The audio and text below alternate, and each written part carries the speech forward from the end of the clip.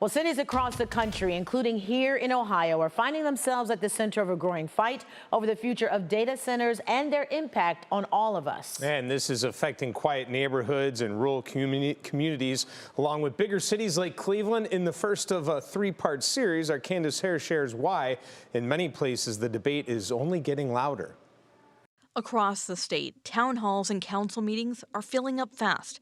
Residents are showing up, asking questions, and pushing back on new proposals tied to data centers. Meetings that used to be small and quiet are now packed with people. In Norton, residents expressed concern. And no amount of money, no matter how much they try to buy the city, buy the schools, is gonna be any comparison to what they're going to do to our lives here. Some say even when there are promises of jobs or tax revenue, it still doesn't ease their worries.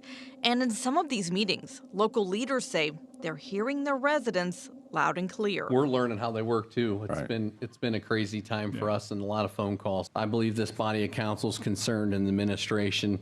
When things happen like they happen for a reason.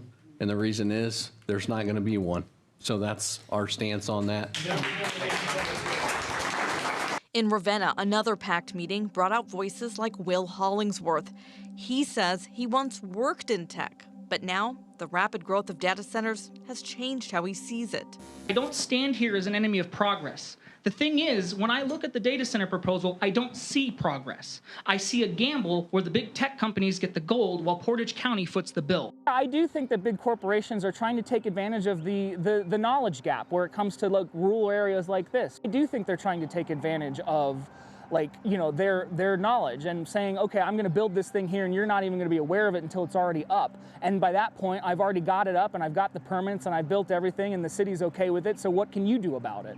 You're not going to tear it down. It was like seeing all those people there, knowing that it was standing room only, was such a, it made me feel good. And for some people, that concern is now moving beyond local meetings and into a statewide effort.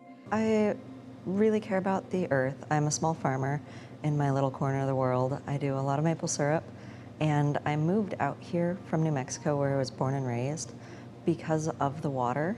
So like Lake Erie, for example, I love the lake, I love the water that we have here and the abundance of life, and these data centers threaten it.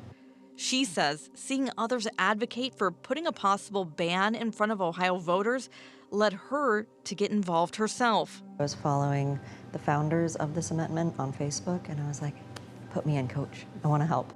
So what is driving all of this concern? When you break it down, a data center is basically a large building filled with rows of computer servers. And these machines store and process huge amounts of digital information, everything from streaming services and online banking systems. Because they run all day, every day, they need constant electricity and heavy cooling systems to keep from overheating.